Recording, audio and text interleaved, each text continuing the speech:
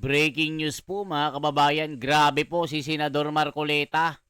Talagang binigwasan at sinikmuraan ng todo ang taga-DOE. Dahil nga po dito sa pangi-scam nila. Dahil ginawa po nilang gatasan ang taong bayan at kumita po sila ng 3 billion pesos kada araw. Grabe. Sa kabila po ng paghihirap ng mga Pilipino, talagang mas ginusto nila na perahan tayo. Isipin nyo mga kababayan, yung lumang stock po nila na inventory nila sa krudo, ang ginawa po nila, pinatungan ng pinatungan. Isipin nyo, 3 billion kada araw. From 51 hanggang naging 110. Kaya dito mga kababayan, sumabog si Senador Marcoleta. Napa-walk out. Tinaob ang lamesa sa sobrang galit. Yan kasi ang sinasabi ng komento mga kababayan. Tinaob ang lamesa. Gustong ibato sa taga-DOE sa sobrang galit. Yan kasi ang sinasabi ng taong bayan yung nagko-comment Grabe si Senador Marcoleta. Ito lang talaga yung may puso na politiko. May puso para tulungan ng taong bayan. Pero itong bangag-bangag na namumunong ito, walang alam, walang kwenta. Lumilipad ang isip. Kaya dinaig pa ng flood control ang gasolina. Grabeng pagnanakaw nila. Pinatungan ng pinatungan hanggang maging trilyones ang kita nila. Ito po mga kababayan ng pasabog dito kay Ali Soto. Nagalit din si Ali Soto. Sobrang galit din ito. Kita nyo itsura pa lang mga kababayan. Galit na sa mga taga-DOE. Ito po mga kababayan. Pakinggan po natin. Grabe sila. Ng Protect Committee ng Senado na aabot po sa mahigit 3 bilyong piso kada araw. Ang kinikita po nitong mga kumpanya ng langis sa bansa sa loob lang ng 2 linggo matapos sumiklab ang gulo sa Middle East. Lumabas na binenta ng oil companies yung luma po nilang inventaryo ng higit sa dobleng presyo. Detalye sa report ni Mark Gabriel. Katungkulan nyo nga yun. If you are screening, if you are monitoring, okay, sabihin na natin replacement cost. Ali kayo mga kaibigan. Pwede nyo bandalin yung inyong mga ICPO. Tingnan natin kung saan nyo binili. Binili natin kay ganito. Ito po yung presyo. Ganito. At least chinek natin. Now I am asking you, nag-check, sabi nyo hindi. So ano yung monitoring? This is the frustration, Mr. Chair. Salamat po. Nag-walkout sa inis si Senator Rodante Marcoleta matapos niyang gisahin ng Department of Energy tungkol sa trabaho nitong pagmomonitor sa presyo ng binibiling langis ng mga oil company.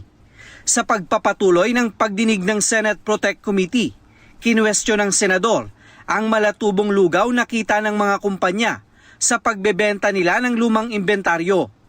Ang gross income po per day is 3,039,130,000 per day.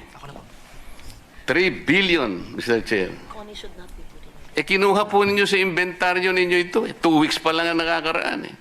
Ang 55 pesos na presyo ng diesel bago ang gera, ibinenta raw ng 125 pesos kada litro o katumbas ng 70 pesos na tubo sa loob lang ng 2 linggo. Kung imumultiply daw ito sa 33 million liters per day na diesel consumption sa buong bansa, aabot daw sa 2.32 billion pesos ang gross income ng mga kumpanya. Dagdag pa rito ang 30 pesos na patong sa kada litro ng gasolina na kung imumultiply naman sa 23.3 million liters per day na consumption, aabot ito sa 714 million pesos na gross income. Kaya sa diesel at gasolina pa lang, aabot na raw sa mahigit 3 bilyong piso ang kinikita kada araw ng mga kumpanya ng langis. Ito pong gross income na kinocompute ko, Mr. Chair, mas mataas pa po doon sa maleta na dinala po ng 18 Marines. Allegedly. Wala po akong inaano. I'm just trying to see. I mean, yung analogy lang po. Ang kwenta ko po is 2 billion a day, yung sinasabi nila. Sabi ko nga po, I'm not saying that that is correct. That is yet to be investigated properly and in proper time.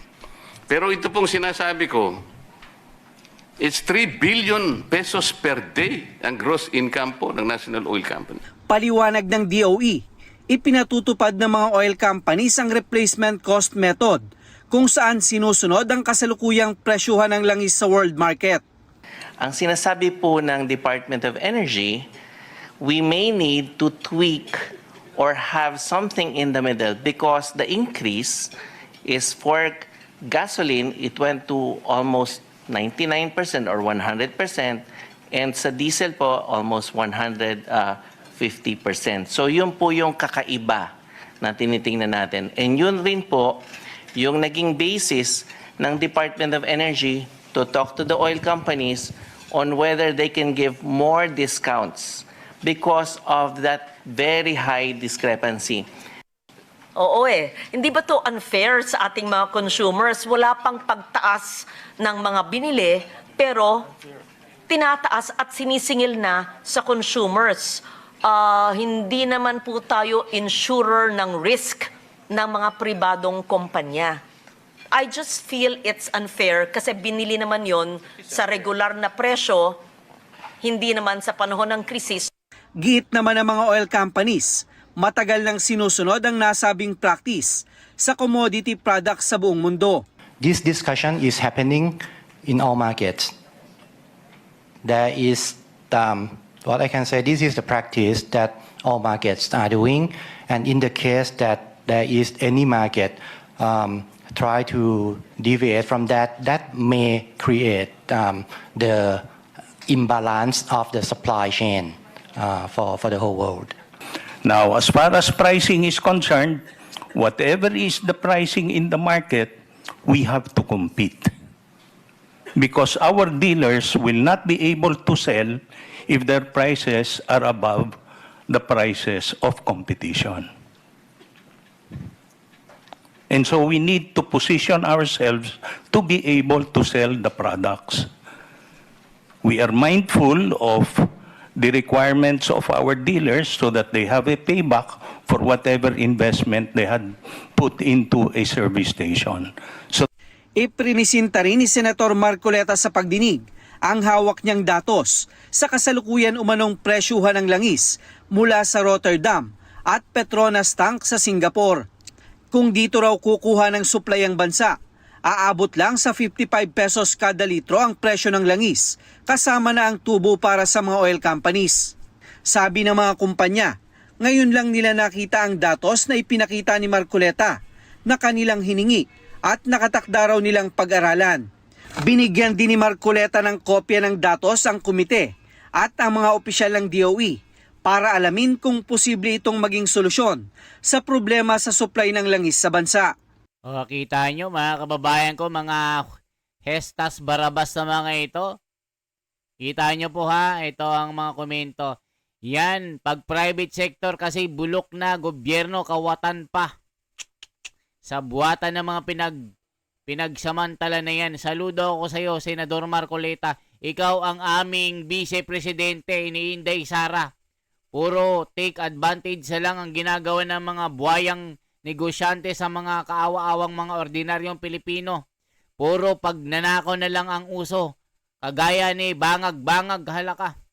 Good luck sa atin habang nakaupo ang mga bangag-bangag sa Malacanang. Baka may porsyento din ng gobyerno.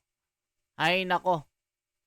Baka may porsyento din talaga. Nako po, DOE ano na. These oil companies are the most greedy that have no heart for the struggling Filipino. Buti ba si Marcoleta nag-iisip samantala iyong presidente puro hangin ang utak. Wala solusyon, puro kasi malita mga nasa isip.